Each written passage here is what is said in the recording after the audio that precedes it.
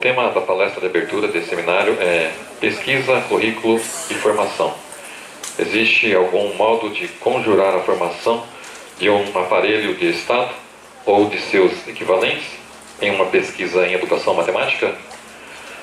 E como nossa palestrante desta manhã, convidamos a se apresentar a professora doutora Sônia Maria Clareto.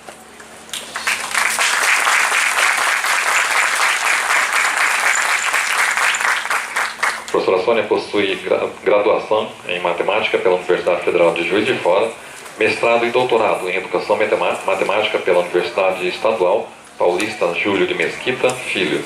Atualmente é professora associada da Universidade Federal de Juiz de Fora e professora pesquisadora do Programa de Pós-Graduação em Educação da Faculdade de Educação da UFJF. Atualmente nos níveis de mestrado e doutorado. Tem experiência na área de educação, com ênfase em educação matemática, atuando principalmente nos seguintes temas: espaço escolar, formação de professores, etnomatemática e espacialidade, filosofias da diferença e educação. Líder do Travessia, grupo de pesquisa, cadastrado e certificado pelo CNPq, abrigado no Núcleo de Educação em Ciência, Matemática e Tecnologia. Realizou o pós-doutorado na Universidade Estadual Paulista Júlio de Mesquita Filho, com a supervisão do professor doutor Antônio Vicente Garnica. Bem, senhoras e senhores, este cerimonial dá por encerrada esta solenidade de abertura, agradecendo mais a presença de todos e desejamos a todos um ótimo seminário. Com a palavra, a professora doutora Sônia Maria Clareto.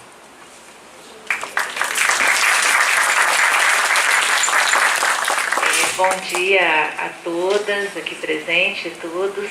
Uma alegria estar aqui de novo com vocês. Lá em Juiz de Fora a gente fala assim: eu vou para o UFMS. Aí fica todo mundo com inveja, porque a gente adora estar aqui. Eu, a professora Margarete, é uma alegria muito grande para a gente. Estive aqui na abertura desse seminário, acho que foi 2016, né? Acho que foi. E estava triste, já quase 3 anos que eu não vinha aqui, então agora de novo com essa alegria de estar aqui com vocês, minhas colegas de muitos anos já de estrada. Eu tenho uma profunda admiração por esse grupo que vocês têm constituído aqui na UFMS. Ontem brincava com o Márcio se não ia ter uma vaga, quem sabe, né? Eu me candidatava a vir para cá, porque em tempos difíceis é bom se reunir com pessoas que a gente sabe que dá conta do recado, né? E vocês são essas pessoas. Fico muito feliz de estar aqui hoje com vocês. Então, eu escolhi um título e eu não vou usar data show e preferi ficar de pé, porque eu sou muito baixinha e vocês vão ver só metade da minha cabeça ali atrás da mesa. E eu escolhi um tema que acho que talvez possa nos interessar a todos, né? Tratar um pouco da pesquisa, do currículo e especialmente pensar no tempo que a gente vive hoje. Então, eu peguei um problema que é a conjuração da formação do aparelho de Estado. E eu queria falar um pouco sobre isso com vocês, né? A pergunta, né, o problema com o qual no qual me debrucei e queria compartilhar com vocês existe algum modo de conjurar, ou seja, de exorcizar, de impedir a formação de um aparelho de Estado na educação matemática? Então, eu queria começar a pensar com vocês assim um quadro, né? A partir do qual a gente pode pensar isso, né? E esse quadro, ele tem uma questão muito forte, eu acho que muito forte hoje, que é o fascismo que nos habita. Eu não sei se todos e todas aqui foram tomados de assalto, como eu fui, de perceber como é que, de repente, o nosso país, não sei se vocês concordam com a análise, mas depois eu vou abrir para discussão, a gente pode discutir à vontade. Nosso país foi tomado de assalto por um fascismo. E não é um fascismo lá distante só, na presidência da República, muito claramente. Mas é um fascismo nos nossos grupos, nas nossas famílias, nas escolas dos nossos filhos e filhas, nas nossas relações. E eu comecei a me debruçar sobre isso me inquieta profundamente. Eu acordava no meio da noite e falei, gente, como é que isso está acontecendo? Eu não consigo muito entender isso. E comecei a me debruçar sobre esse estudo. Como é que nós chegamos a isso? Né? Minha pergunta era sempre essa. E aí a gente começa a estudar, analisar um pouco e ver que, bom, um caminho que eu tomei para pensar isso é esse fascismo que nos habita a todos nós, de A a Z, todos nós, né? Então, e hoje, né, nós temos um estado de responsabilidade social mínima, digamos assim, né? E nesses estados de responsabilidade social mínima, via de regra, é um estado em que os aparelhos de estados funcionam amplamente a favor da preocupação máxima do Estado, que é a conservação. A escola, a família, os presídios, todos os aparelhos de Estado acabam funcionando muito amplamente em função dessa conservação. Mas mais do que isso, esse conservadorismo do Estado, ele coloca os aparelhos em movimento de controle, de codificação, de dominação. Então, codificar, controlar, dominar para conservar. Não sei se vocês concordam comigo, mas eu tenho sentido isso cada vez mais forte. Nós temos passado por isso agora, mesmo na mesa de abertura, né, dizendo nós tem contingenciamento de recursos, mas não só isso, né? Agora é o Ministério da Educação que indica diretores das universidades, reitores, coordenadores. Não há mais essa autonomia universitária. A liberdade de cátedra de todos nós, professoras e professores, está ameaçado com o projeto do educação, como é que é? Escola sem partido, né? Então é neste lugar que esse conservadorismo parece se colocar, né? Então, em situações em que o Estado funciona no máximo da conservação, os aparelhos de Estado enrijecem, adoecem, no fortalecimento do ressentimento e da má consciência.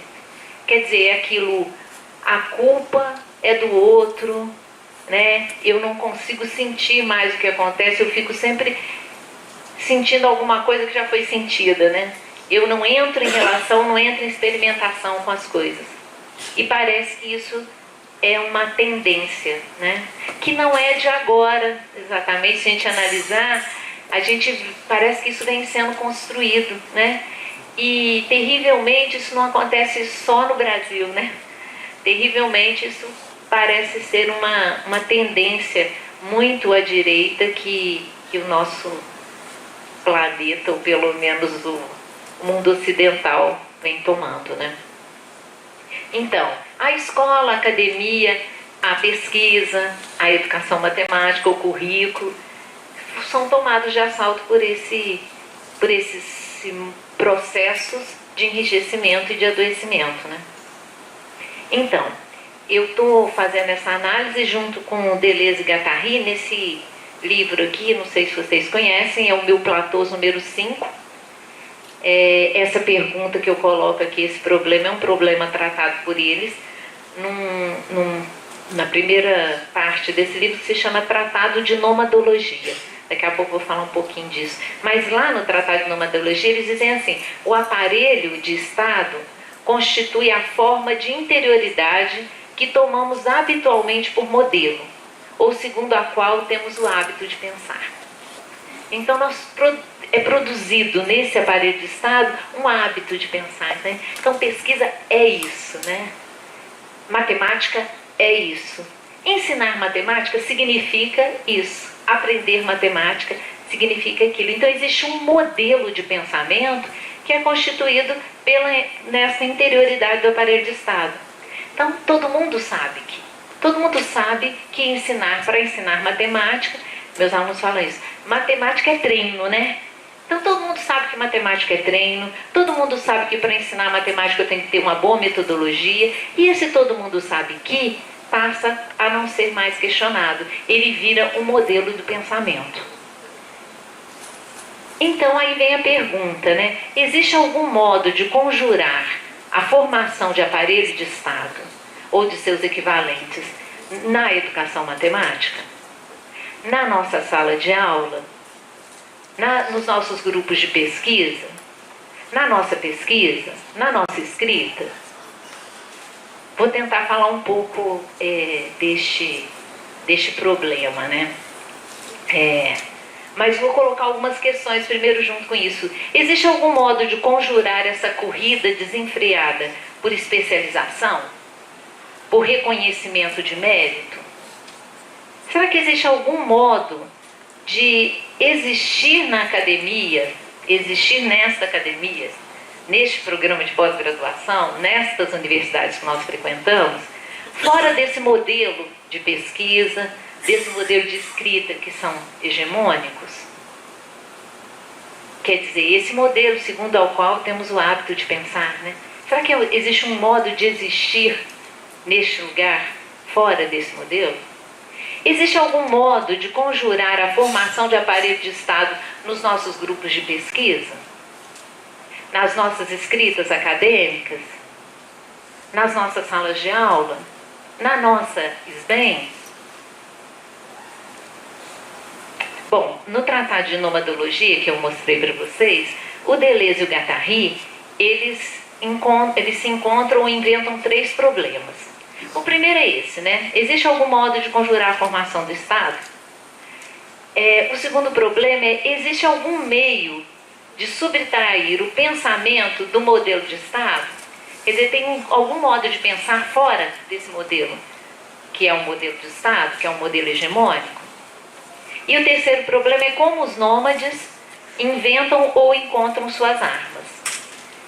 Nós vamos nos dedicar ao primeiro problema, mas os outros vão estar juntos, né?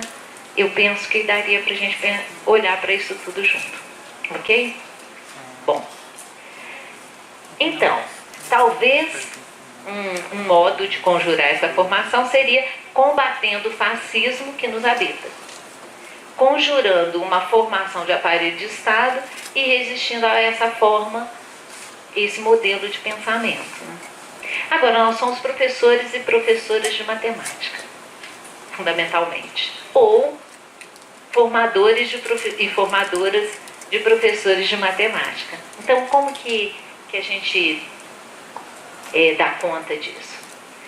Se vocês estão me acompanhando e concordando comigo que estamos num momento de conjurar a formação de Estado nas micropolíticas, nas relações cotidianas, a gente pode começar a pensar alguns mecanismos que podem ajudar a inventar uma forma que pode se tornar impossível, ou pelo menos barrar um pouco essa formação de aparelho de Estado, né?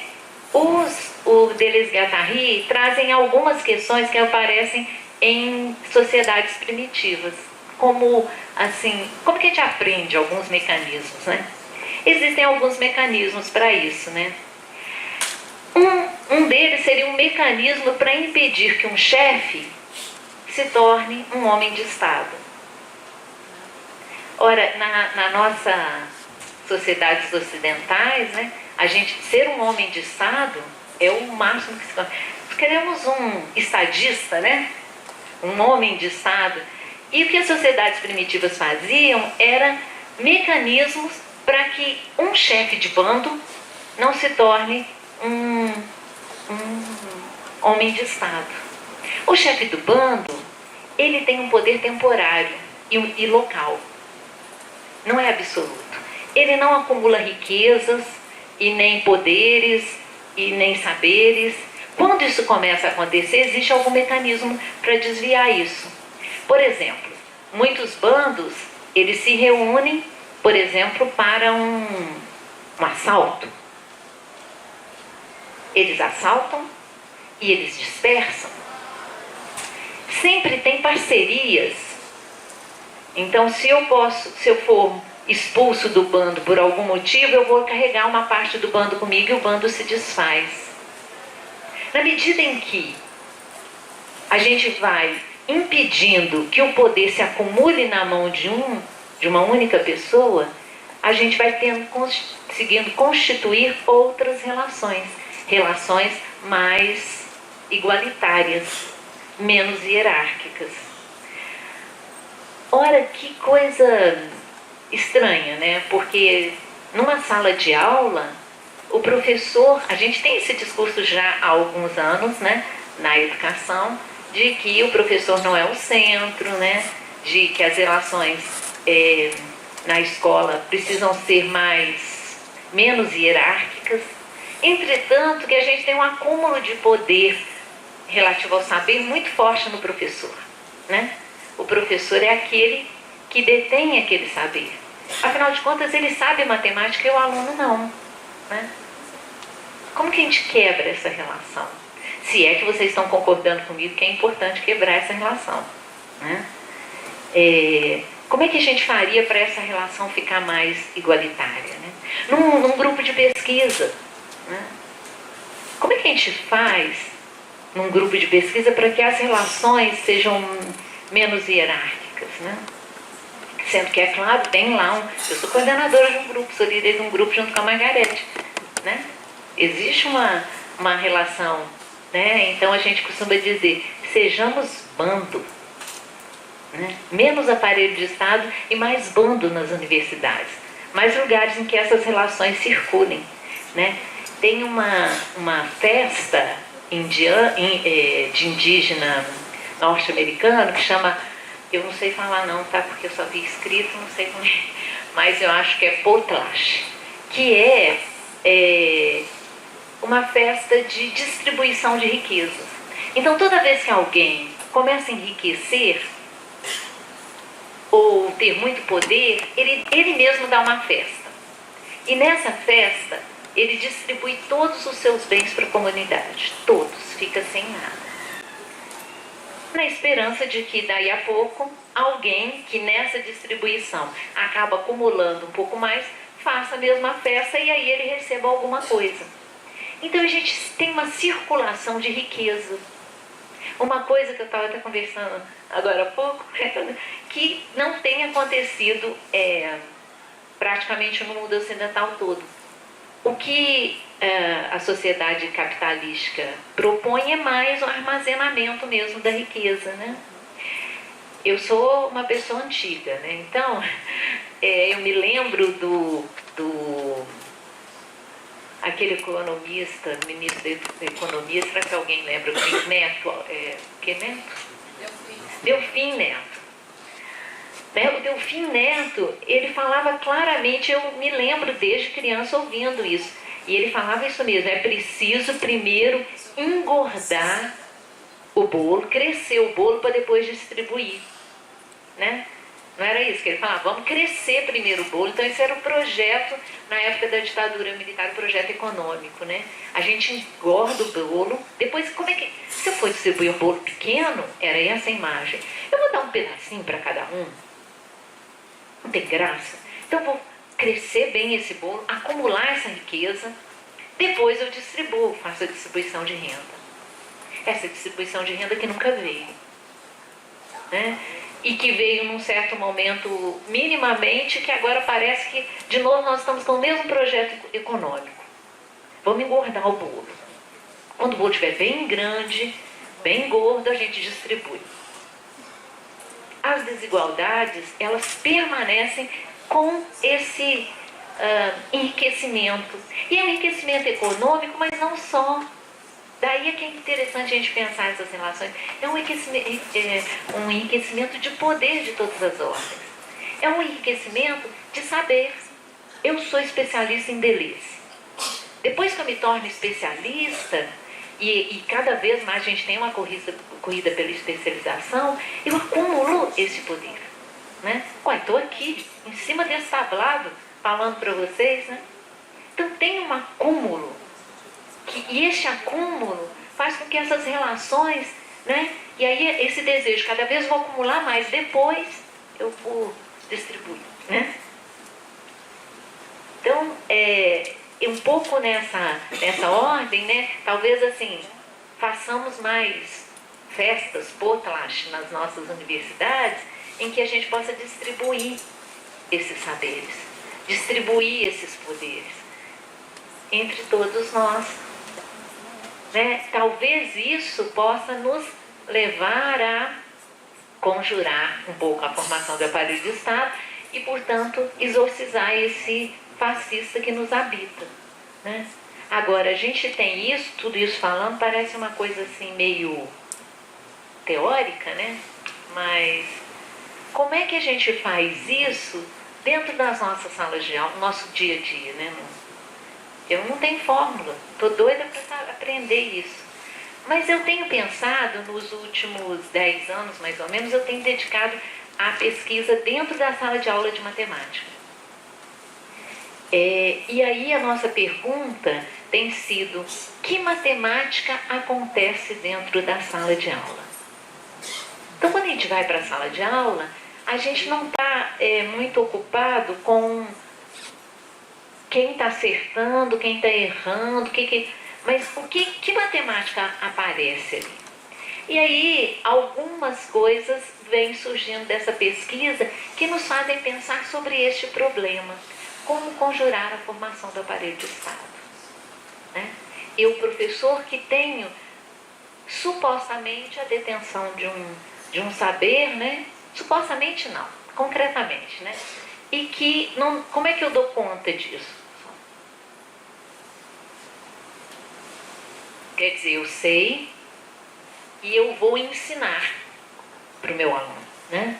Essa relação ensinar-aprender, ela começa a ser muito problematizada pelas nossas pesquisas, na medida em que a gente começa a entender que coisas acontecem, né? Enquanto o professor pratica, digamos assim, uma matemática, muitas outras coisas estão acontecendo na sala de aula. Mas especialmente muitas outras matemáticas estão acontecendo em sala de aula. Eu vou dar um exemplo que vocês já morreram de quem já me ouviu falar. A Paola vai até tampar os ouvidos, que ela não aguenta mais me ouvir falar desse caso. Quem já me ouviu falar alguma vez, certamente já me ouviu falar disso, porque eu sou meio repetitiva, mas é porque é um exemplo exemplar, como dizia o Rômulo Linza, que é uma questão que apareceu numa sala de aula, que deve ter aparecido, quem aqui é professor já deve ter aparecido na sala de vocês pelo menos uma vez na vida, né? Que é lá no 6º ano, 7º ano agora, né? Era 6º, 7º ano. Estamos iniciando o ensino de álgebra, aí o professor, né, deixa para os alunos e alunas essa proposição, 17x menos x. E aí, na hora de fazer a correção, né, uma aluna minha que era estagiária nessa escola está fazendo a correção e vem isso. E aí, uma aluna responde que 17x menos x dá 17. Gente, todo mundo já ouviu isso, né? Claro, isso é uma coisa que acontece todo dia. A questão que se faz ali é o que está acontecendo ali. Então, a minha aluna de estágio falou assim: eu fui salva pelo gongo, porque aí deu o sinal, literalmente, e aí foi para porque a gente faz assim no estágio, os alunos e alunas vão para as escolas e trazem as questões da escola. Ela veio correndo e ela queria contar isso.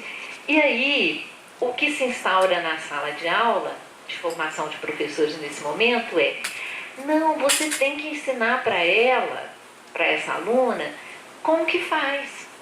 O que significa 17x, que você tira x, aí pegaram material. Não, a gente pode fazer com material concreto, e ficamos um tempo discutindo isso. Como é que a gente iria fazer para ensinar a aluna que 17x menos x não era 17. Num certo momento, a gente começou: bom, não, vamos parar tudo. Vamos tomar a sério o que a aluna falou. Sim, 17x menos x dá 17. Se essa sentença for verdadeira, o que eu posso dizer? Bom, a primeira reação é essa: mas não é verdadeira, né? Não é verdadeira porque a gente tem uma matemática hegemônica, que Deleuze e Guattari vão chamar de, eles chamam de ciência, eu vou chamar de matemática régia, né, ou matemática do Estado, que nos diz que 17x menos x é 16x. Mas existe uma outra matemática acontecendo ali que diz que 17x menos x dá 17. Em algum momento na nossa vida, de professores de matemática, estudiosos e estudiosas de matemática, a gente pode pensar que 17x menos x dá 17? Foi essa questão colocada para aquelas alunas e alunos de curso de matemática, formandos em matemática, como muitos de vocês aqui, né? O que vocês pensam disso?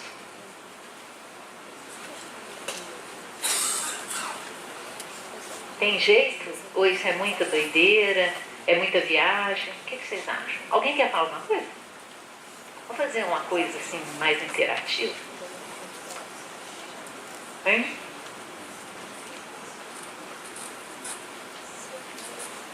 Oi?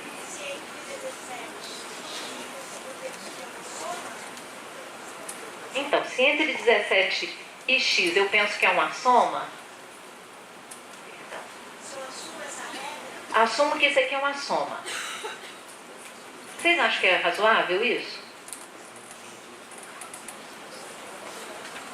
Pode pensar 17.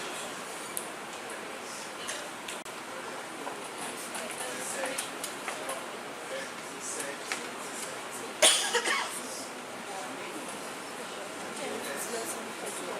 Aí sim. Então, por exemplo, eu posso pensar 17. Estou pensando assim, bananas e laranja. Então, são 17 bananas e uma laranja.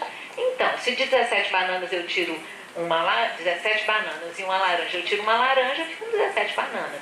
Ou, se eu tenho 17, uma coisa que é 17, mais uma coisa que é x, eu tiro esse x, sobra 17.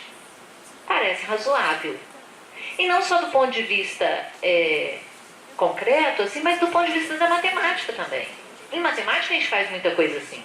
Existem muitos momentos com uma outra linguagem que é isso que a gente faz em matemática, né? Tem uma coisa, eu tiro uma coisa, sobra aquela coisa que estava lá, né? Então, assim, não é uma coisa absurda. Dá para pensar. Bom, aceitando isso e produzindo algum sentido para isso, a gente começa a outra etapa, que é dizer, tá bom, então, quanto que daria 17x mais x? Né? Ou não ir, né? Quanto que daria 17x vezes x? 17x dividido por x, e por aí vai. E naquele momento, naquela sala de aula, a gente começou a pensar essas possibilidades. E também pensar assim, que propriedades funcionam aqui. Aí os alunos começaram a ver, não, se é comutativo, se é associativo, o que eu posso fazer com aquilo ali. Se eu poderia fazer potência. O que a gente começa a perceber é que eu preciso produzir um sentido para isso e produzir uma linguagem para dar conta disso. Por exemplo, se eu pegar 17 coisas e uma coisa menos uma coisa, dá aquelas 17 coisas, né? Agora, se eu pensar 17 coisas e alguma coisa mais essa alguma coisa, o que vai dar? Eu tenho um problema de linguagem aqui, vê se vocês percebem. Porque se eu fosse pegar esse raciocínio, eu iria dizer que dá 17 mais duas coisas. Mas eu não posso usar esse 2 aqui, né, desse mesmo modo, senão eu caio na mesma coisa que estava anterior. Então aqui eu vou precisar produzir uma linguagem para isso. Aí eu posso, por exemplo, dizer 2/x, para dizer que é outra coisa diferente.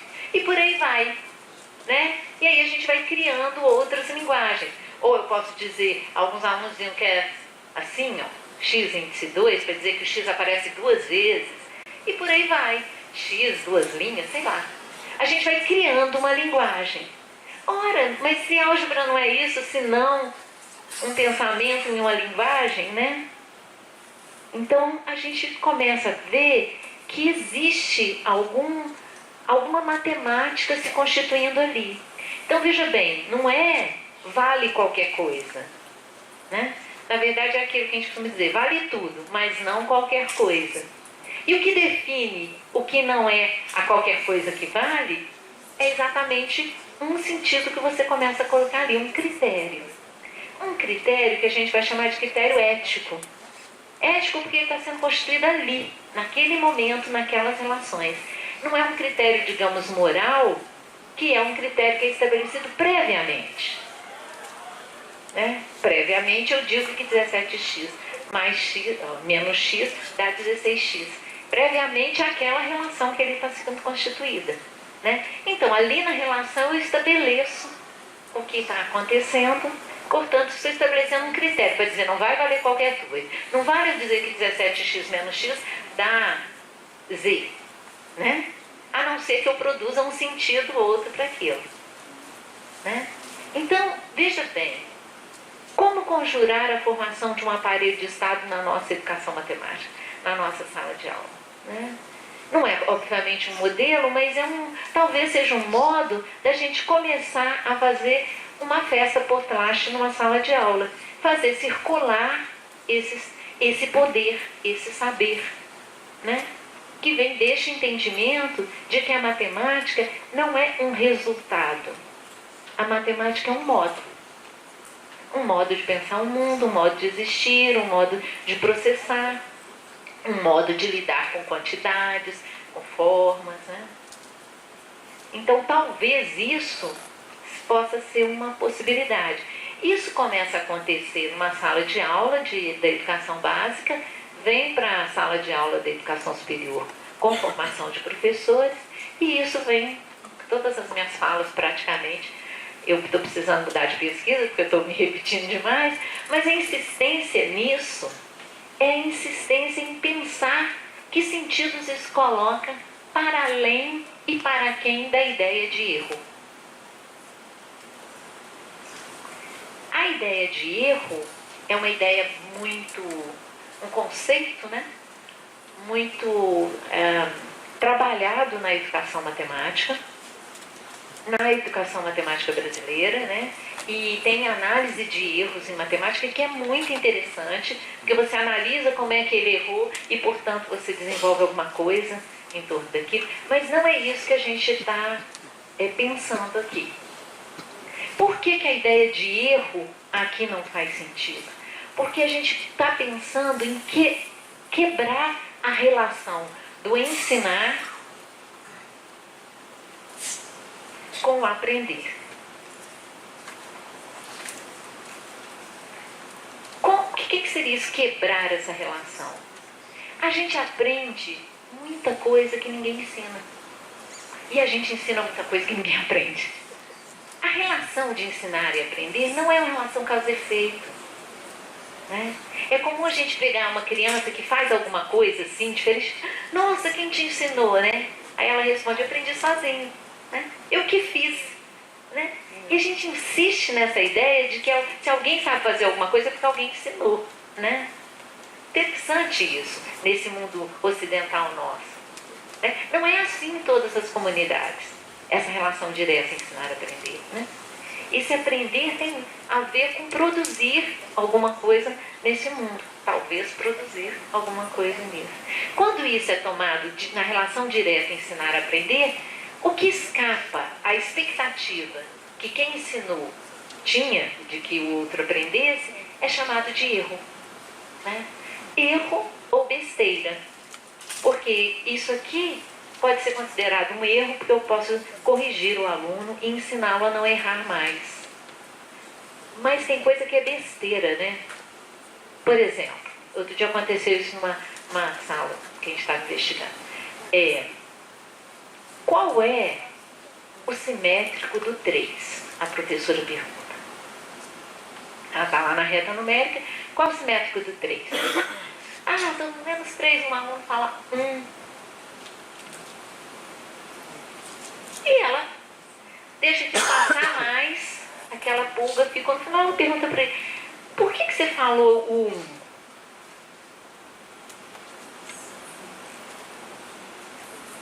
Todo mundo falou menos 3, por que você falou 1? Ele falou assim, porque você não falou depende do ponto de simetria. Se for o 2, o simétrico do 3 é o 1. Aluno de 8º ano. Aí ele para e pensa assim, nossa, professora, pode ser um monte. Né? E ela fica sem saber o que dizer numa situação dessa. Isso é o que normalmente nós consideramos besteira. O aluno, você fala, qual o simétrico de 3? Na expectativa de que ele diga menos 3, ele diz 1, você fala, isso é besteira, a gente nem ouve, né? Finge que nem ouviu para não ter que lidar com a situação. Ou diz, tá vendo, não presta atenção, né? Ou, eu estou falando de uma coisa e está pensando outra, ou um tanto de outras coisas, né? E isso tudo acontece mesmo, gente. Tem hora que a gente está falando na sala de aula uma coisa, o aluno está pensando outra, ele chuta qualquer coisa só para fazer gracinha. Mas não é isso que acontece o tempo todo. O que eu tenho visto nesses últimos 10 anos de pesquisa em sala de aula é que coisas acontecem e acontecem produções realmente. Só que muitas vezes a gente não está aberto a ouvir isso. Algumas vezes a gente não ouve mesmo porque não é possível. Se a gente pudesse capturar tudo, aí seria um grande aparelho de Estado que dá conta de tudo, né? Muitas coisas escapam e é isso mesmo o funcionamento. Mas aquilo que nos chega acaba sendo tomado, a gente se torna o grande agente do Estado ali, né? Eu tenho saber e existe uma verdade. E a verdade é que 17x menos x dá 16x. E eu preciso que você alcance essa verdade. Então a gente opera, esse fascista que nos habita, ele é muito forte. Ele nos habita com muita força, né? Nós, professores de matemática, somos habitados fortemente por uma matemática fascista. Eu não estou dizendo que a matemática é fascista, porque isso também é matemática.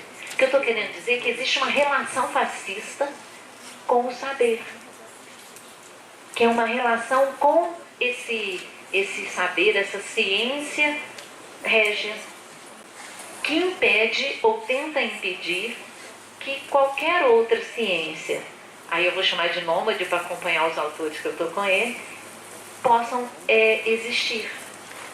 Ela se torna ou erro ou besteira, né? Uma bobagem. Não fala bobagem, né? Se a gente toma a sério o aluno, que produções a gente consegue desdobrar com isso, né? Então, num primeiro momento eu vou precisar estabelecer uma ética, né? Um critério que vai me dizer o que vale, já que vale tudo, mas não qualquer coisa. O que vai fazer essa passagem do tudo para o qualquer coisa? É o estabelecimento de uma ética. Agora, o estabelecimento dessa ética, ele é um critério político. Esse critério é sempre político. Toda ação em sala de aula é sempre, aliás, nossas ações no mundo são sempre políticas, nosso corpo é político, né? Nós praticamos sempre essa política. Então, essa ética, ela está associada a uma política. No caso, aqui, uma política que tenta ou que opera no sentido de exorcizar a formação de um aparelho de Estado, né? Agora, isso produz também uma estética, ou seja, produz vida. O que fundamentalmente a gente produz em sala de aula o tempo todo é matemática, sim, mas é vida fundamentalmente, né? Porque aquele garoto que diz que o simétrico de 3 é 1 e que percebe que o simétrico de 3, nossa, pode ser um monte, existe uma vida sendo produzida ali, existe um pensador sendo produzido ali, né? Uma vida que está associada a esse processo ético e político de produção numa sala de aula, né?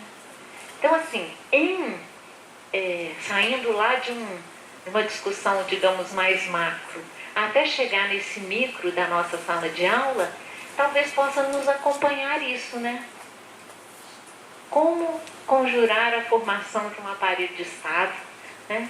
Como operar nós, professores de matemática, os nossos fazeres, professoras, formadoras e formadores de professores, pesquisadoras e pesquisadores, como conjurar a formação desse aparelho de Estado, como exorcizar este fascista que nos habita fortemente, né? Então, não é modelo, mas é que isso tem me tomado muito. Então, eu tenho pensado demais em como chegamos aonde estamos, né? Como chegamos a ter a produção desse ódio tão grande, né? Do ódio à diferença, do ódio, né? E aí eu fui pensando, se não é isso que a gente faz cotidianamente quando a gente impõe um pensamento, né? Nas nossas salas de aula, impõe um único modo de pensar, né? Será que isso ajudaria na conjuração desse aparelho de Estado? Da formação desse aparelho de Estado? Se é que vocês acham que estão concordando comigo, né? Assim, fiz uma viagem, peguei uma questão macropolítica que para mim é assombrosa, né?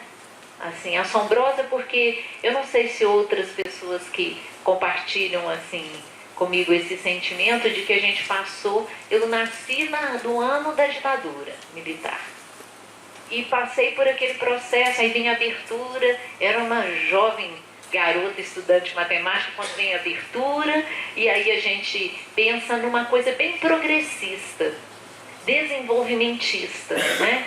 E aí as universidades se fortaleceram, a educação básica ainda está muito ruim, mas a universidade está fortalecendo, a formação de professor está se tornando outra coisa, e aí a gente sofre um golpe político, mas também um golpe ético, estético de produção de vida. Então, que vida está se produzindo? E ao pensar isso tudo, me vem como a gente está lidando com isso nas nossas formações, nos nossos grupos, nas nossas escritas, né?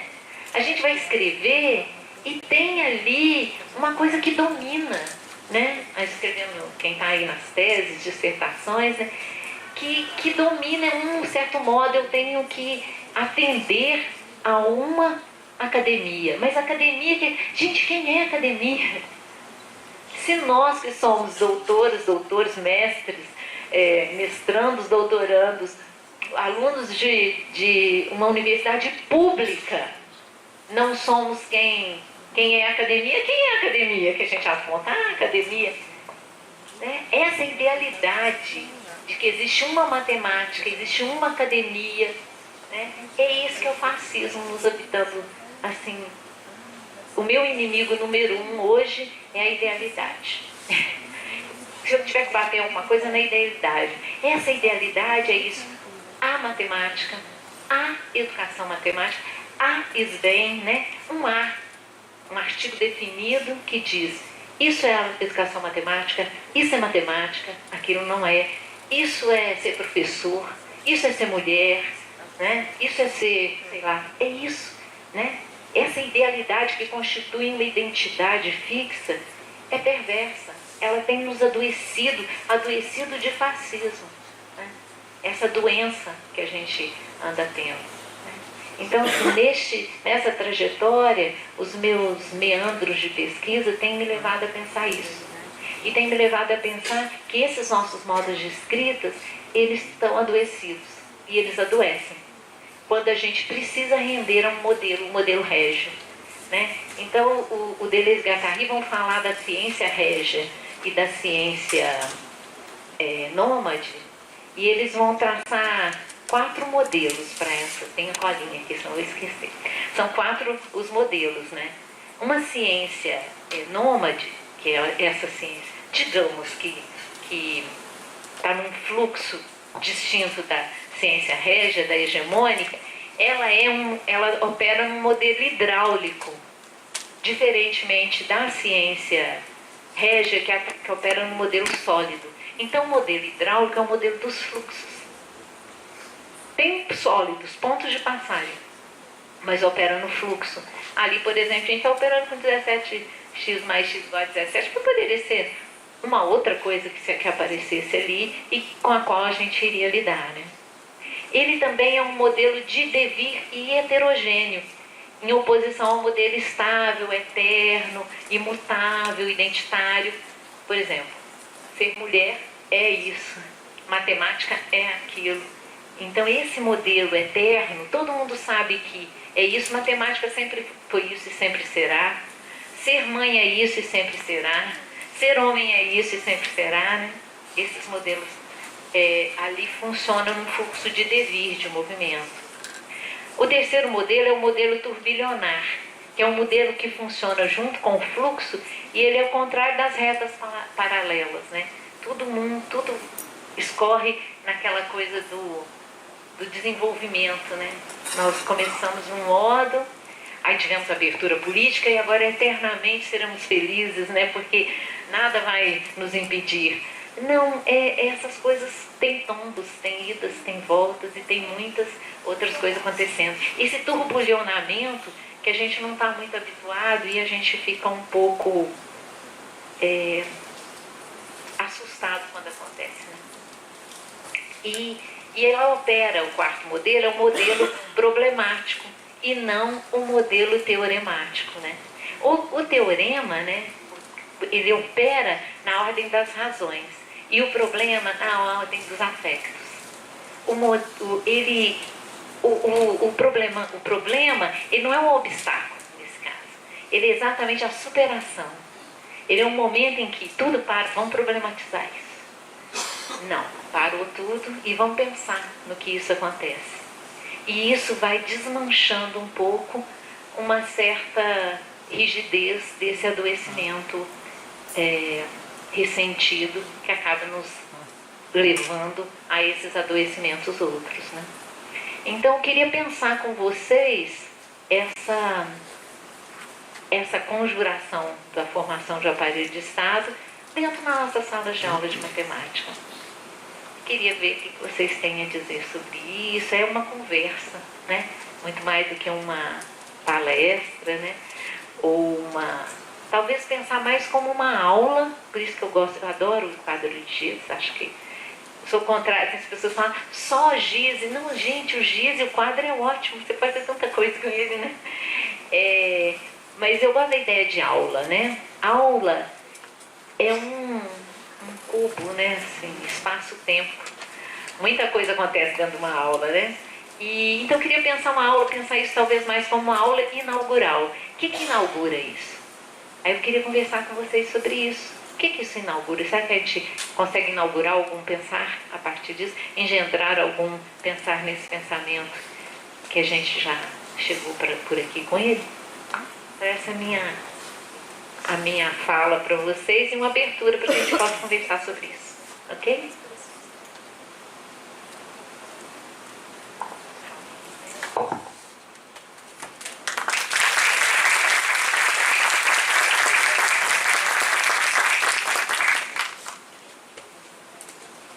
Só para anotar.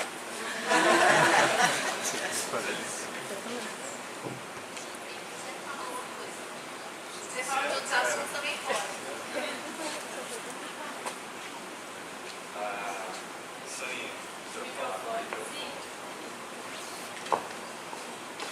Primeiramente, obrigado pela fala. Eu acho que estamos todos nessa perplexidade e angústia que tem nos tomado, né? Muito recentemente, a gente ouviu aqui nesse mesmo teatro uma fala do Vladimir Safato, que na sua análise, e eu vou tomar aqui outras palavras para dizer do que eu entendi, ele comentou que num certo momento o Estado toma a máquina de guerra dos pensadores e coloca eles na universidade e por isso mantém as universidades para manter essas máquinas todas bem controladas, né? E também na sua análise chegou um momento que o Estado se deu conta ou acredita que as nossas máquinas de guerra já não são mais potentes. Então a gente pode largar as universidades a bel prazer, porque elas não têm mais efeito nenhum na nossa sociedade. É extremamente difícil, né, de ouvir isso e agora por outro lado, né, acho que a ponta, a fagulha de esperança é que ao mesmo tempo que eles deixam ao bel prazer, como tem deixado, é talvez onde se abra uma potência. com muita dificuldade, né? Mas eu acho que a gente tem que pensar alguma coisa. Estamos aqui, né? E a gente tem que achar meios, né? Então, da sua fala, né, você até foi bastante para a sala de aula, mas me incomoda muito as pesquisas, o meio acadêmico, as publicações, o especialista, os espaços de fala, enfim. Queria contribuir nessa direção e de repente também abrir para você comentar alguma coisa. Então, essa coisa do aparelho de Estado e a máquina de guerra, né, que ele trouxe, é sempre relacional, né?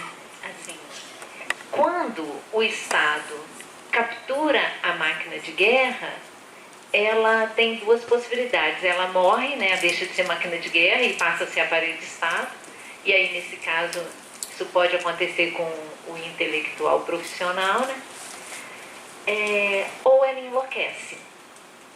Ela enlouquece e vira o fascismo. E parece um pouco que é o que, assim, a nossa presidência hoje, nosso presidente Jair Bolsonaro, é a própria máquina de guerra enlouquecida. Porque a máquina de guerra enlouquecida, ela vai ao limite. Se ela não pode ter uma coisa, ela envenena tudo e ninguém vai ter aquilo, né? Então, o fascismo é uma máquina de guerra enlouquecida, num certo sentido, porque ele esgarça. Meu entendimento é que nessa relação, tudo que uma vez é cooptado, ela toma alguma decisão, né? Ou ela morre, ou ela enlouquece, ou ela nasce de outro modo, né? Então, assim, o tempo todo, nós somos agentes do Estado.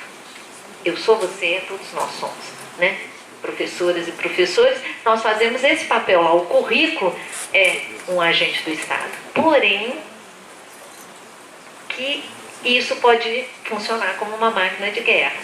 Agora, não existe um desejo meu. Eu desejo funcionar como máquina de guerra. Não é pessoal, mas é um coletivo que vai se constituindo naquilo, né?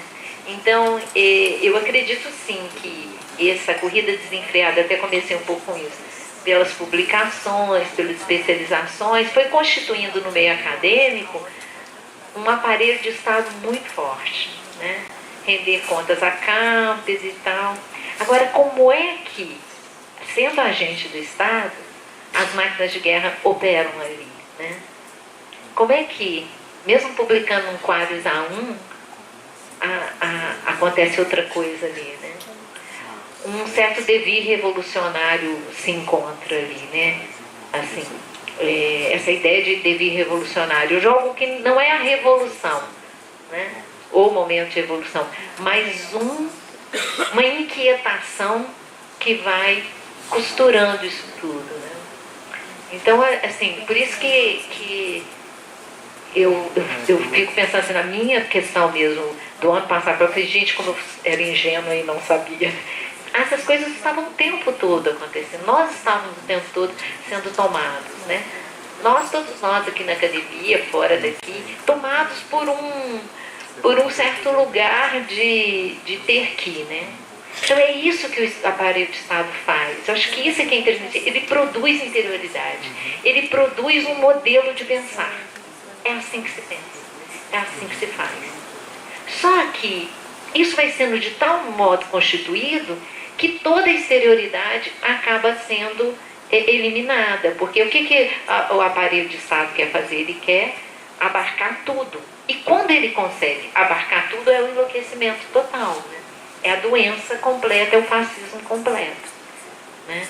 E, então, assim, quando o Estado consegue regular tudo, aí ele já não consegue mais regular nada e aí é o enlouquecimento total. Acho que ali talvez a gente não tenha sido atento a isso, né? Eu não me considero assim, atenção a isso, né?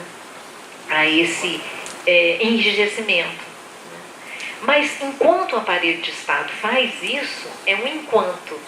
A máquina de guerra faz outra coisa, né? Acho que é essa que é a relação, né? Então, enquanto o aparelho de Estado enrijece e vai capturando a máquina de guerra vai escorregando, né? Eu tenho um aluno que ele dizia assim, é limar o muro. É pegar uma lixinha de unha e limar um muro até fazer um furo, um buraco. Né? Não é colocar uma bomba e explodir o muro. Porque colocar uma bomba e explodir o muro produz mais interioridade, porque esse muro é retomado. Como é que o furo no muro faz entrar o fora? Quando eu estouro o muro todo, aí o fora entra tudo, quer dizer, já acabou a interioridade vira outra, né? O aparelho consegue capturar. Mas aí como é que é esse trabalho de furar, limar o muro e fazendo furos e que ali vazam isso, né?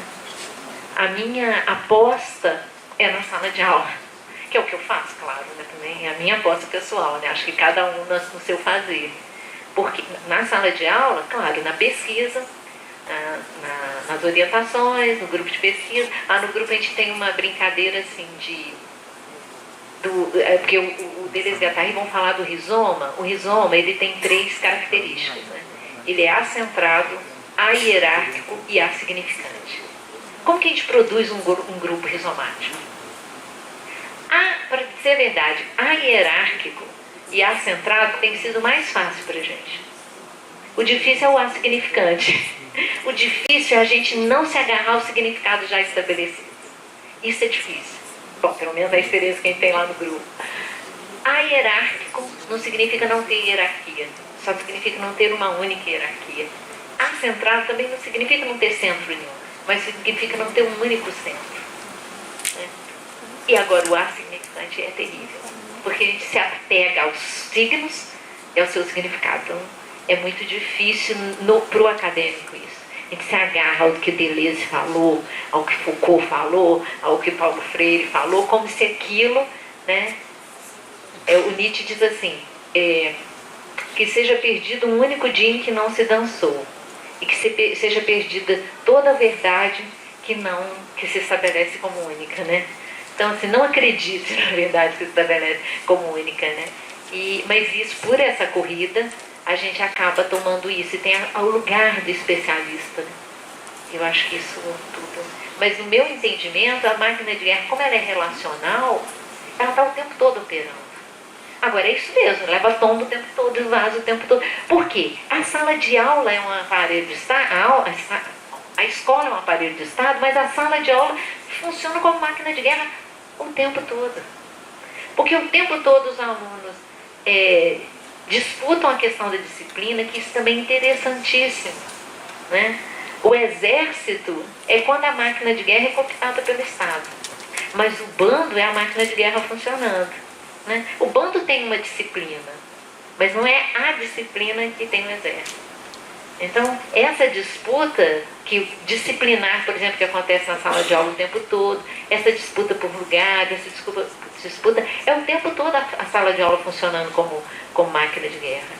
E a escrita funciona como máquina de guerra, não é uma idealidade. Eu preciso produzir uma escrita máquina de guerra. Não, a escrita é máquina de guerra. Ela não consegue funcionar de outro modo. A questão é que a gente funciona como aparelho de Estado em cima da máquina de guerra, que é a escrita, capturando ela o tempo todo. Então a escrita toma um rumo, todo mundo que escreve sabe disso, que você começa a escrever, daí a pouco, parece que a escrita toma um rumo próprio, mas em nome de um modelo a gente fica o tempo todo funcionando como um aparelho ali. Então, assim, acho que talvez discutir mais essas coisas, pensar mais isso, e nesse entendimento de que essa idealidade, a pesquisa, né, o especialista, a academia é que está endurecendo, porque ela enrijece isso. Deixa a máquina de guerra funcionar, a gente não precisa fazer nada. Não é uma questão pessoal. Eu agora vou funcionar como uma máquina de guerra, né? É que a máquina de guerra funciona, quer a gente queira, quer não, né? Só que quando a gente não está atento, o aparelho de Estado se fortalece. Acho que é um pouco isso, não sei se é o meu entendimento, assim, não sei o que vocês acham.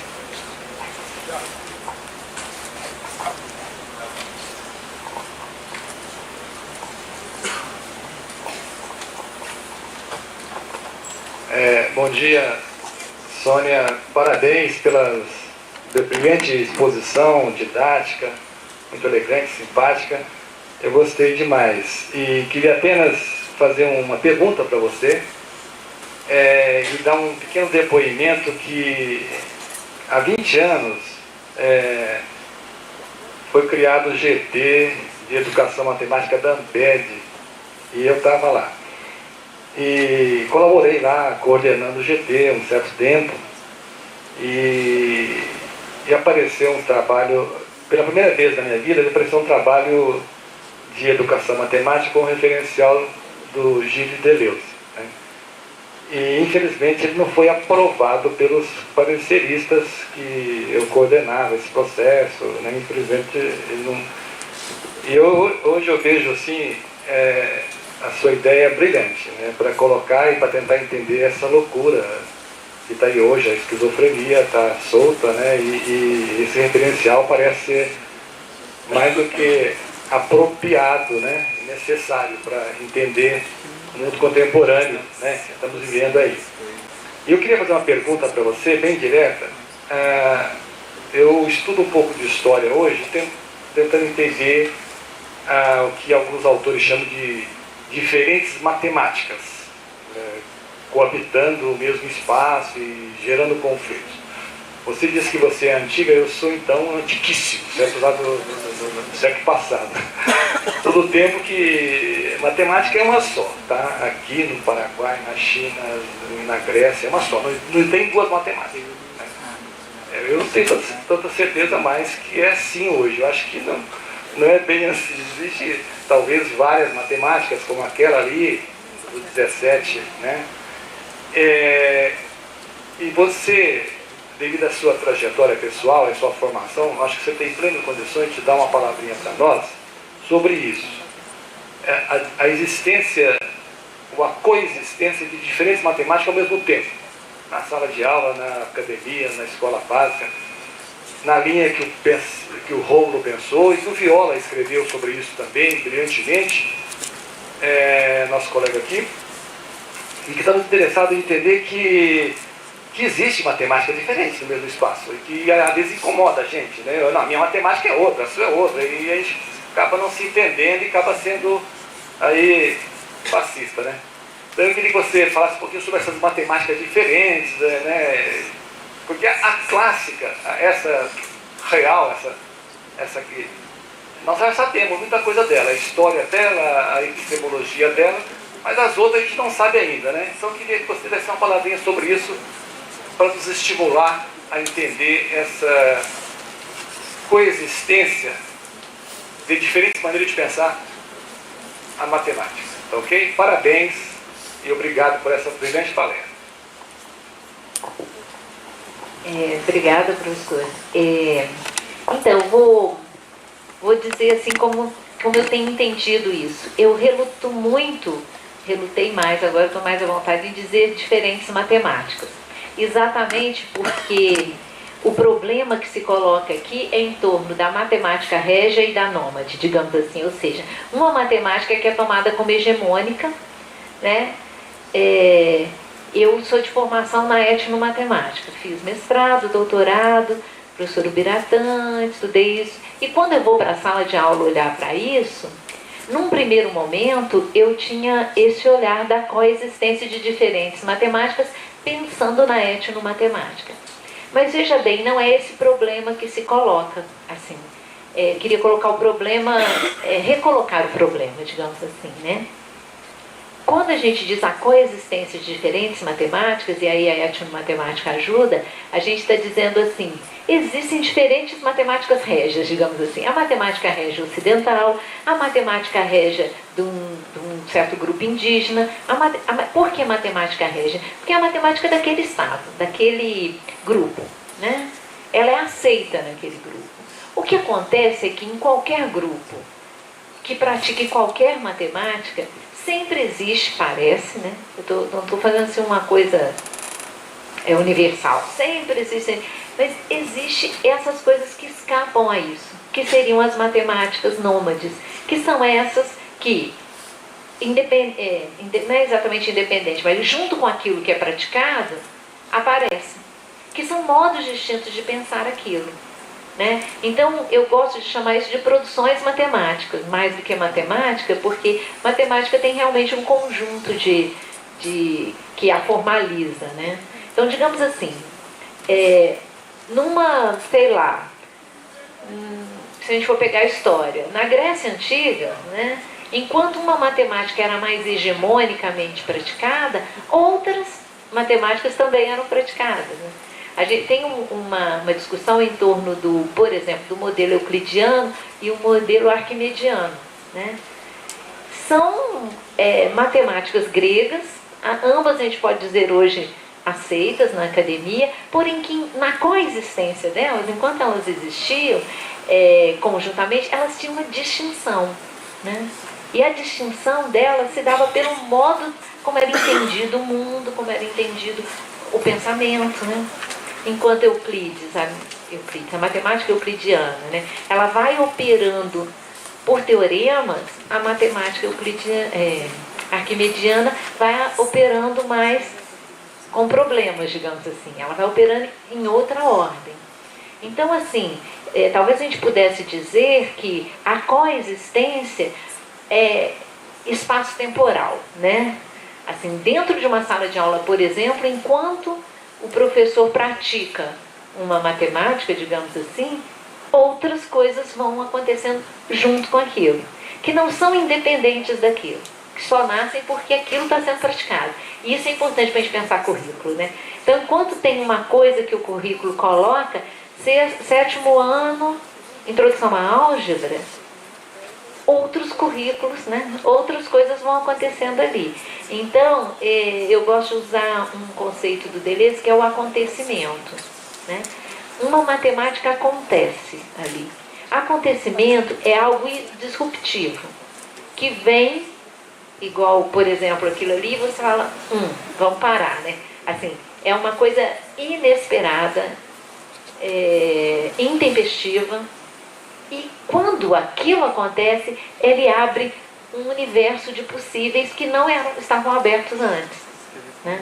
Então, assim, talvez pensar currículo assim ajude também. Né? O acontecimento, ele abre... A gente pensa num monte de possibilidade, né? Do que vai acontecer, possibilidades de erros. Na história também a gente vê várias possibilidades que foram se concretizando ou não. Agora, efetivamente, na hora que aquilo acontece, aquilo abre outros possíveis que não haviam sido pensados antes. Não eram possíveis antes. Eles são inaugurados pelo acontecimento. Então, nesse sentido, chamar de produção matemática ajuda, né? Produção matemática, porque é algo que é aberto pelo acontecimento. Não existia antes dele e provavelmente não vai existir depois, porque não tem nenhum interesse aquela matemática, por exemplo. Aquilo é ali junto ao acontecimento. Né? Então, assim, não significa que a gente... Até pode ser que alguém queira praticar aquela matemática, mas o importante para a gente, como educador, é naquele momento do acontecimento, digamos, surfar nos possíveis que aquele acontecimento abre. Que a gente não pensa antes, só pensa. A coisa se dá no momento. É o que o Deleuze vai chamar de engendrar, pensar no pensamento. O pensamento é a matemática, ali, 17x menos x igual a 16x. Já está terrível. Né? É igual a 16x. Só que quando aquilo vem, aquilo interrompe o fluxo espaço-tempo e mexe direto na tradição. Porque currículo tem a ver com tradição, né? E não é abandonar a tradição, porque é com isso que acontece. Né? Quando a tradição entra e alguma coisa rompe com a tradição, alguma coisa nasce ali, né? Inaugura, né? Digamos, o acontecimento é inaugural de produções matemáticas, né? É um pouco nesse sentido que eu tenho entendido isso hoje, né? Então, o acontecimento inaugura currículos, inaugura as matemáticas, e a partir daquilo pode ou não acontecer coisas, né? E aquilo lá pode acontecer, a gente nem vê aquilo, mas aquilo algum sentido produz para aquele que produz aquilo. Né? É o que a Virginia Kastrup fala de aprendizagem. Né? Separando aprender do ensinar, aprendizagem como invenção de si e do mundo. Então, quando alguém inventa que 17x menos x igual a 17, um si está sendo inventado, um alguém está sendo inventado ali, um pensador está sendo inventado junto com aquele mundo que se inventa naquele instante, aquela matemática que se inventa naquele instante, né? Não sei se ficou bom, professor. Provavelmente o trabalho que foi aprovado deve ter sido meu, quem sabe, né? Já foi meu.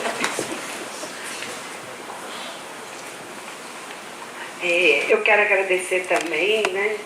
Foi ótima, trouxe bastante esclarecimento e acho que contribuí com a sua fala quando eu trago o professor Cristiano Muniz e ele tem uma fala parecida com esse seu exemplo, porque ele diz assim que nós nascemos seres matemáticos. A formalização da matemática na escola que destrói esse ser matemático em nós. Então, que há muito que te aprender matemática com as crianças, porque o trabalho dele é também na sala de aula, percebendo o que as crianças elaboram de matemática, que é exatamente isso. E no estudo dele, ele diz que além de ter a própria elaboração da criança, também pode acontecer que essa elaboração dele não seja uma elaboração tão limpa, igual a primeira ali, que seja talvez enviesada pelo obstáculo didático do professor que está dando a aula, né? Então, naquele exemplo seu ali da reta, ele tomaria assim, se o professor, o aluno pode dizer que é um, e que maravilhoso quando ele disse muitos, porque ele entendeu o conceito de simetria, aquele conceito meu. Mas, quando o professor ele usa o referencial, aí o aluno ele vê que não está folgado, né? Tem um, ele demarcou, então caberia uma resposta. Mas quando ele deixa assim para visualizar o que o aluno realmente entendeu, ele vai apontando esses vários. E quando ele aponta esses vários, ele conseguiu realmente entender o conceito. Mas que eu estou percebendo aqui na sua fala e lembrando as falas dele, porque eu participei de muitos trabalhos com ele, que a sala de aula é muito importante para, às vezes, nos trazer de volta para alguns pontos, né? E perceber realmente dessas construções, produções matemáticas, que ele também chama de produções matemáticas. Então, nós estamos produzindo a matemática, mas qual é o momento de formalizar e sistematizar, porque a escola tem esse papel social também, né? Então isso, é só para contribuir e pensar que, não lembro do professor Cristiano Leideleu. Ele é muito na formação mesmo com Piaget, com Vygotsky, com Paulo Freire, né? Então eu penso assim, um encontro bom, né? Fiquei feliz de ouvir isso a partir de outra perspectiva. E quando o professor Tiago coloca das produções, eu percebo principalmente como professora de seminário, de falar para o aluno, quando o mestrando, ao elaborar o seu artigo, você pode fazer isso, isso, isso. Quando chega o parecer de um colega, aí poxa, professor, não é tão assim, né? É bem formatado. Aqui a gente pode estar um pouquinho mais. Eu trabalhei uma disciplina com doutorado, no qual eu levei um texto da Célia e do Dacier para eles, e assim, parece que mais dizendo assim para a gente, o que você faz para o seu artigo ser aceito, né? Então você pode ter uma liberdade até entre a gente, mas para ele ser avaliado e ser aceito como o seu não foi, a gente precisa estabelecer uns parâmetros que normatizam. Então a gente não sei, eu vejo quando você falou que a gente é a máquina e também as pessoas enfurecidas, né? Eu falei, meu Deus, sou eu própria. Mas fiquei bastante sensibilizada com a fala. Muito obrigada. Obrigada, professora. Eu vou fazer dois comentários, vou tentar ser breve, mas eu falo pra caramba, né, gente? Tentar ser breve. Esse seu comentário sobre os artigos, ele me põe a pensar, porque quem dá o parecer somos nós. né? Assim, eu acho que tem muitas revistas na educação matemática, inclusive a Perspectivas em Educação Matemática, que são revistas muito consensuosas e que têm tomado uma posição muito progressista, digamos assim, em relação a isso. Eu mesma já escrevi tem artigo publicado nessa revista, tenho a alegria de ter artigo publicado nessa revista, que tem formato muito distinto daquele que é previamente estabelecido como tal. Né? Naquele momento não foi aceito na Amped, mas a gente vem também emplacando na Amped artigos que são questionados depois lá dentro, mas que são aceitos porque tem.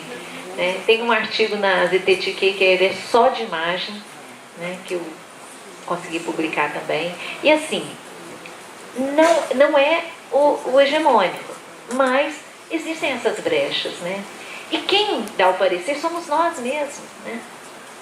Sim. Então, às vezes a gente recebe um retorno assim, seu artigo não vai ser aceito porque os resultados que você apresenta não são verificáveis. Eu falei, caraca, onde é que eu fui meter meu artigo? Né? Não são verificáveis. Então a gente tem esses termos, mas ainda assim a coisa tem um funcionamento. E isso tem crescido, porque nós somos a academia, né? Somos nós mesmos que vamos dar esses pareceres, né? Então acho que é operar nesse lugar, né? Fortalecer esse lugar, né? Em relação assim, ao professor Cristiano Muniz, existe uma distinção, né? Tem algumas proximidades, mas existe uma distinção muito clara, que é a relação ensinar-aprender, né? Então, assim, a relação ensinar-aprender, ele toma junto a Vygotsky, Piaget, como você mesmo falou. Então, existe uma relação estreita entre ensinar e aprender. E aqui, especialmente com Deleuze, a gente tem rompido com a relação ensinar-aprender. Isso inaugura um outro universo de coisas, né? Então, tem proximidades, mas tem esses distanciamentos. Eu acho que é bacana a gente apontar a proximidade e o distanciamento também, né? Tá joia?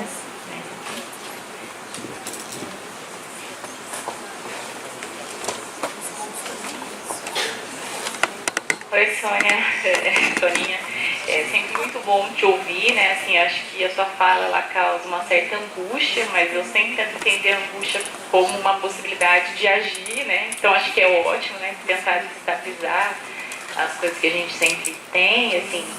Queria conversar, na verdade, um pouquinho, porque eu concordo com você, nós somos aparelho de Estado e às vezes o que eu tenho pensado é assim, eu enxergo às vezes assim, né, até compactuando com um certo modelo de arrepiar, né, assim.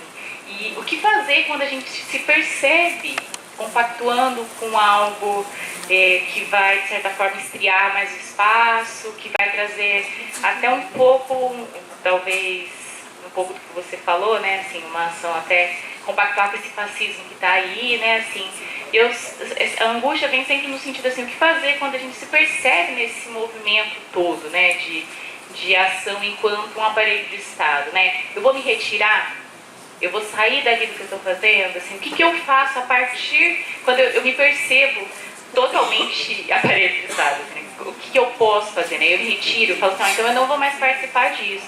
Então, por exemplo, essa formação que você está querendo, esse projeto de formação que você está pensando, ele é totalmente quadrado, ele está tentando produzir. O que eu faço diante disso? Eu me retiro, eu falo, eu não quero participar dessa formação, ou eu tento pensar alguns outros modos no interior disso, assim, né? Acho que é mais nesse, não sei se eu me fiz entender, mas eu acho que é mais nesse sentido, assim. E uma outra questão, acho que, diante do que você respondeu ali para a Edilene, né, assim, que não há como negar quem é a Soninha dentro da educação matemática que consegue, sim, publicar textos mais potentes, né, vamos dizer assim. Você consegue, mas é a Soninha, né, assim. Acho que, ainda que tenha, eu entendo, né, que um texto ele não tem identificação, mas você tem uma história dentro da educação matemática que te percebe isso, né, assim. Eu não sei o quanto alguém que está começando teria também essa certa possibilidade, né. Acho que seriam essas duas coisas. A gente poderia fazer essa colocação? Essa fica mais legal. Tá? Tá vendo? Não, ela estava contemplada na pergunta da Carla. Oi, Sônia. Nossa, que alto. Bom dia, parabéns pela fala, gostei. Eu vou ser breve, então. Dentro eu acho importante falar, me veio assim, a ideia de que, acho que essa questão que você fala, de tratar esse problema dentro da sala de aula, que é onde a gente pode tratar, para a minha questão concreta, acho que é interessante a gente pensar que várias tendências da educação matemática tratam, né? Eu trato, acho que o nosso grupo de pesquisa, que dentro da didática, e é um pouco o que o Cristiano faz, né? A gente pesquisa essa questão, e eu acho que olhar aquela questão ali, quando a gente olha como sendo um sujeito, né, a relação de um sujeito a um determinado objeto, que no caso é matemático, dentro de uma determinada instituição. Quer dizer, quando a gente passa a olhar para isso dessa forma, a gente está totalmente situacionado. Então aí a gente não está olhando para uma matemática, a gente está olhando para essa questão totalmente dentro dessa instituição. Então a gente também não está olhando para este erro, né? E nessa perspectiva, o que eu tenho aprendido cada vez mais, ainda mais depois acabei de estar 2 meses fazendo um curso na Espanha dentro da teoria antropológica do didático, e cada vez mais eu me espanto com a audácia política, no sentido da palavra, do Chevalier, que prega no seu, enfim, acho que a coisa mais forte fala do paradigma, o questionamento do mundo, que vai justamente contra o da visita às obras, que é o que a gente mais faz, quer dizer, mais ainda que visita às obras seria o do monumentalismo, que é o que a gente faz, que é o que os currículos em geral nos apresentam, que eu acho que é justamente dentro dessa perspectiva, né, de a gente trabalhar com os nossos alunos, né?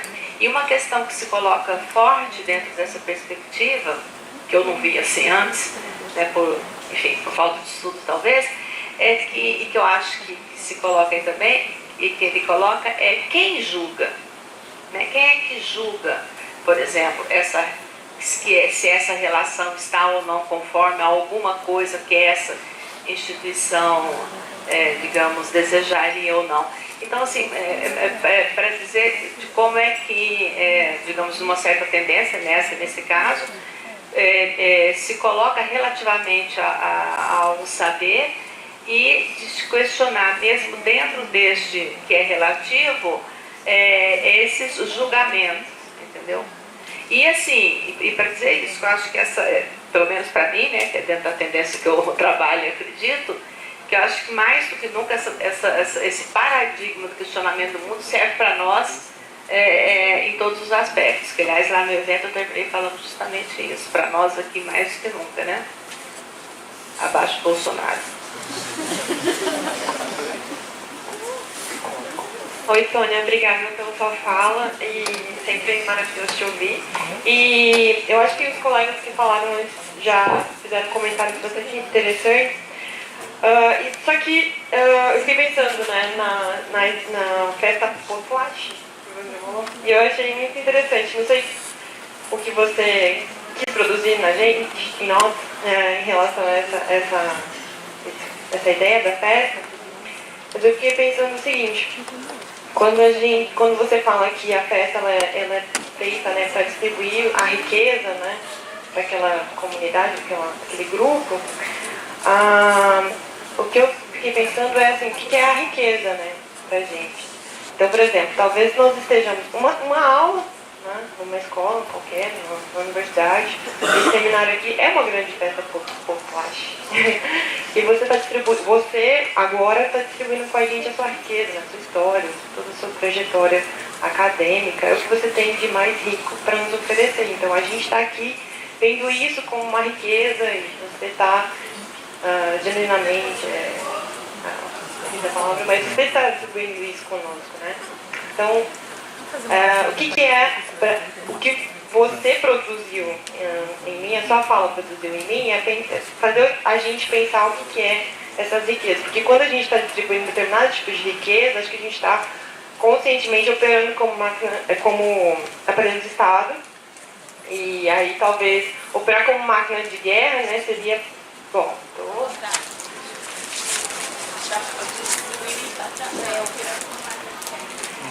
Mas então pensar os tipo problematizar as riquezas que a gente está, entende? Eu quero pensar assim, quando eu problematizo o tipo de riqueza que a gente distribui, né, talvez seja uma forma de pensar como máquina de guerra. Não sei. Não sei se faz sentido, mas eu me sinto numa grande festa potlátil no bom sentido hoje. Só mais uma rapidinho da gente encerra. Bom dia. Oi, professora. Professora, eu acredito que eu acho que tem que ter essa atuação como nômade, né, dentro dos espaços que a gente conseguir.